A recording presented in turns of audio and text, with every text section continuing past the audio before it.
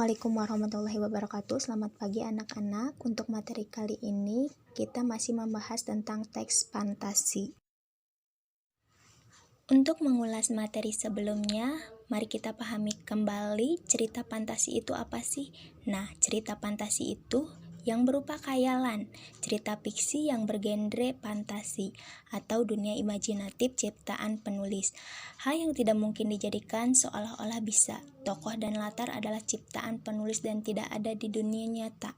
Nah, cerita fantasi ini merupakan khayalan. Jadi, jika kalian ingin membuat cerita fantasi itu berupa khayalan kalian yang memang seolah-olah itu bisa terjadi seperti itu. Berikut langkah-langkah dalam menulis teks fantasi. Yang pertama, kalian harus menentukan ide penulis. Yang kedua, buatlah rangkaian peristiwa. Yang ketiga, kembangkan isi cerita. Dan keempat, berikan judul. Dalam mengembangkan ide, kalian juga harus mempelajari terlebih dahulu. Di antaranya harus membaca buku pengetahuan atau buku ilmiah, misalkan dengan berjudul buku tersebut Ruang Angkasa atau Hewan. Garis besar, rangkaian peristiwa merupakan sebuah cerita atau rangkaian jalinan, alur atau plot. Cerita biasanya mengikuti pola seperti bagan di bawah ini. Secara garis besar, urusan cerita digambarkan sebagai berikut. Contoh 1. Alur lengkap dimulai dari orientasi, yaitu pengenalan latar terjadinya siapa yang mengalami. Muncul masalah memuncak, pemecahan masalah.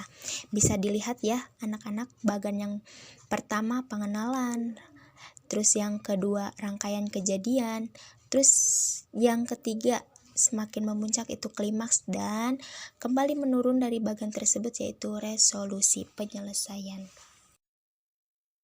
Contoh yang kedua dimulai dari munculnya masalah. Masalah memuncak dan ditutup dengan pemecahan masalah.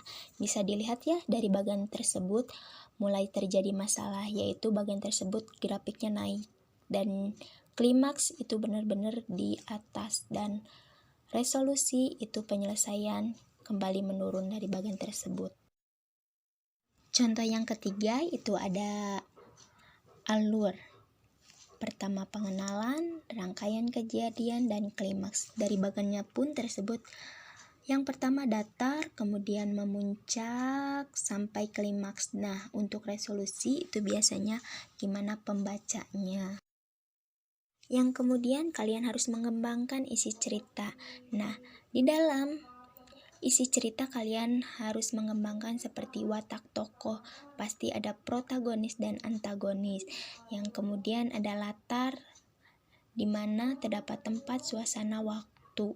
Nah, untuk dialog kalian harus menggunakan kalimat langsung dalam membuat cerita teks fantasi tersebut. Yang terakhir yaitu menentukan judul. Nah, mengapa judul ini disimpan di belakang? Karena dengan kita sudah selesai menentukan berbagai langkah-langkah dalam menulis teks fantasi. Dari 5 Elisa Dina. Pada namanya siapa katanya namanya? Dina. Lanjut. Dan juga lebih keras ya suaranya biar yang ke belakang juga kedengeran gitu. Ini tahu nggak yang di depan siapa katanya? Elsa. Dan lebih semangat lagi ya, suaranya biar lebih kedengeran. Nama apa sih ya? Perkirakan nama saya. Siapa katanya?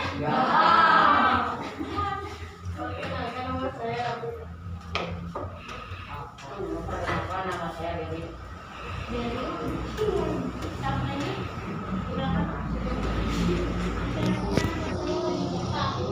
Siapa? Khadijah.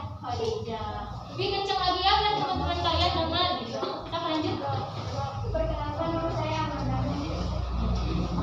Perkenalkan nama saya Rafi. Perkenalkan nama saya Evan.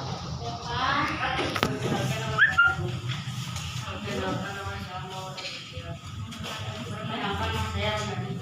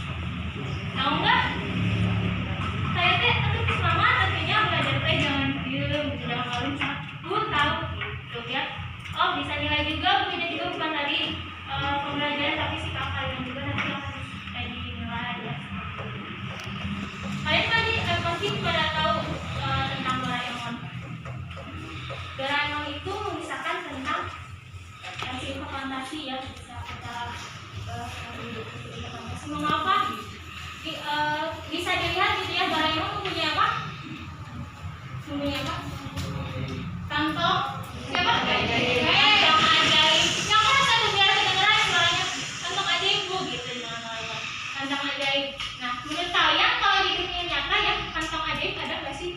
Nggak ada. Jadi bisa disimpulkan gitu ya, kalau cerita fantasi itu berupa hayalan, imajinasi gitu. Seakan-akan nggak ada diada-adakan gitu ya. Seperti film Doraemon, kalau di dunia nyata udah asal nggak ada film apa teh kantong ajaib mah gitu. Jadi itu mah hayalan dari pengarangnya tersebut. Nah, seperti itu. Ada yang tahu lagi nggak film apa gitu? Menurut kalian itu kayaknya cerita fantasi bu gitu. Ada nggak? Sok jangan malu-malu. Mau itu aja. Tunjuk ya, kalau nggak ada yang mau ini. Ada nggak? Rumah film lain.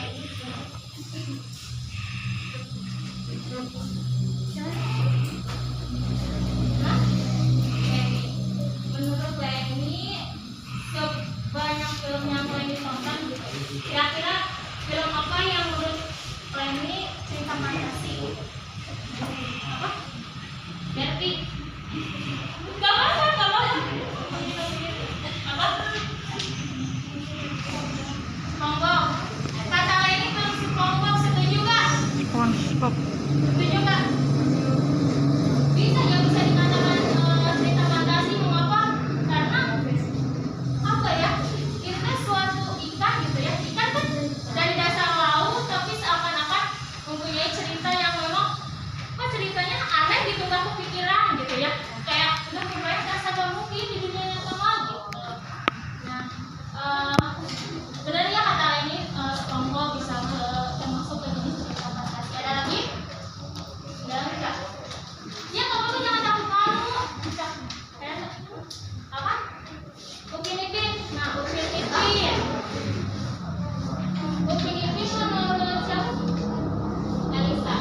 Menurut Elisa di Upin Ipin cerita fantasinya apa? Gak apa-apa.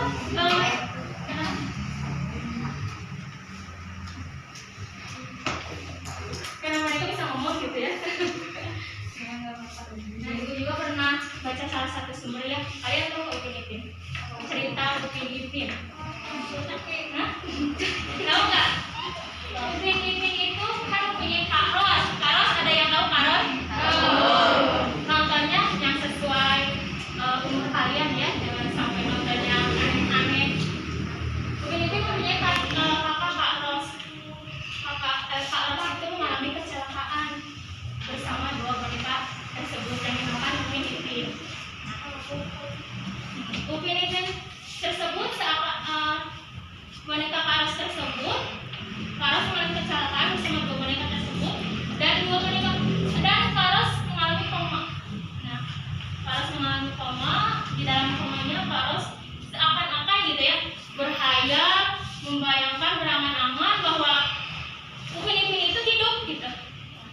Nah, jadi bisa disebut cerita fantasi yang masa orang koma terus dia berangan-angan bahwa boneka itu hidup gitu, mempunyai keluarga dan segala macam gitu ya. Nah, itu bisa dikatakan cerita fantasi. Bisa dipahami nggak? Takut masih bingung tuh cerita fantasi